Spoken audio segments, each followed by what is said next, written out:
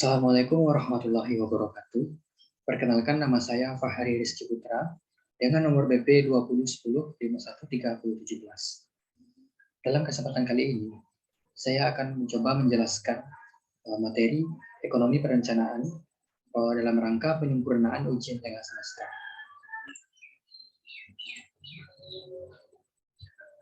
Baiklah, pokok pembahasan dari presentasi kali ini adalah soal nomor 1.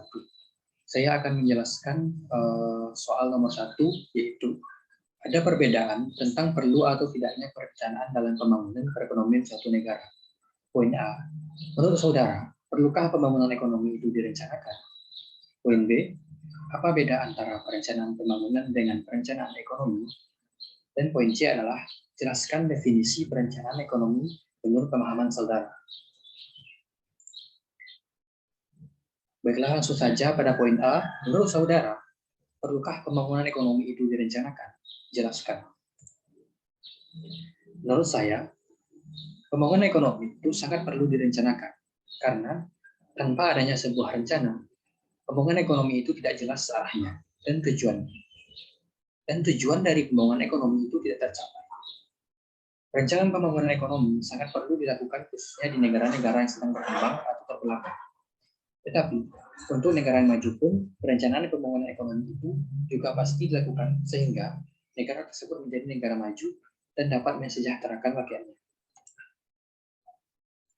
Perencanaan pembangunan ekonomi itu sangat penting dilakukan, termasuk di negara Indonesia, yang bertujuan untuk meningkatkan laju pertumbuhan ekonomi. Perencanaan pembangunan ekonomi itu sangat perlu dilakukan khususnya di Indonesia karena yang pertama yaitu kualitas pendidikan masyarakatnya yang masih rendah. Kualitas pendidikan masyarakat di Indonesia masih rendah. Daerah-daerahnya masih banyak yang terisolir, sarana dan prasarana masih terbatas, sehingga perlu adanya campur tangan pemerintah untuk mendorong pembangunan. Yang kedua yaitu adanya ketidakpastian tentang masa depan. Di Indonesia masih banyak anggapan atau adanya ketidakpastian tentang masa depan untuk mengantisipasi kemungkinan terburuk. Dan yang ketiga adalah pembangunan sektor pertanian dan industri belum harmonis. Yang keempat, masih perlunya arahan atau koordinasi antara pelaku pembangunan, yaitu pemerintah, swasta maupun masyarakat.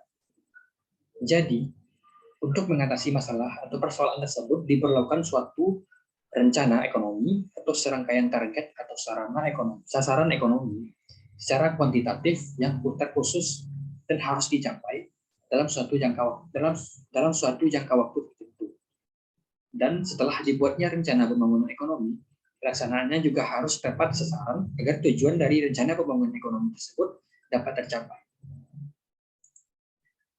Selanjutnya yaitu poin B, apa beda antara perencanaan pembangunan dengan perencanaan ekonomi? Jelaskan. Perencanaan pembangunan adalah suatu proses kompleks yang melibatkan berbagai institusi dan individu yang saling berinteraksi dalam memformulasikan dan melaksanakan kebijakan ekonomi dan sosial suatu negara.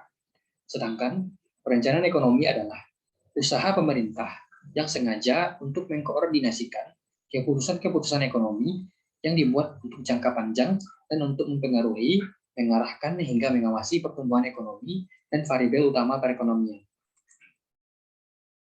Jadi, perbedaannya adalah perencanaan ekonomi itu membicarakan bagaimana mengkoordinir atau merencanakan keputusan-keputusan ekonomi untuk membangun suatu daerah sesuai dengan yang diinginkan. Dan perencanaan ekonomi merupakan bagian dari perencanaan pembangunan. Kalau perencanaan pembangunan itu lebih kompleks, tidak hanya membahas tentang ekonomi, tapi juga sosial dan lain-lain. Jadi perencanaan ekonomi itu merupakan bagian utama dari perencanaan ekonomi. Selanjutnya yaitu poin C, jelaskan definisi perencanaan ekonomi menurut pemahaman saudara. Menurut pemahaman saya, perencanaan ekonomi itu merupakan suatu rencana yang dibuat oleh pemerintah untuk meningkatkan perekonomian suatu negara dengan mengoptimalkan penggunaan sumber daya untuk mencapai tujuan tertentu, yang mana tujuannya adalah untuk meningkatkan variabel utama ekonomi, seperti pendapatan, konsumsi, lapangan kerja, investasi, penyimpan, ekspor-impor, dan lain sebagainya, untuk menciptakan pembangunan dan membuat masyarakat di negara tersebut sejahtera. Baiklah, sekian dari saya. Apabila terdapat kesalahan, saya mohon maaf. Saya akhiri, wabillahi taufiq wal hidayah. Wassalamualaikum warahmatullahi wabarakatuh.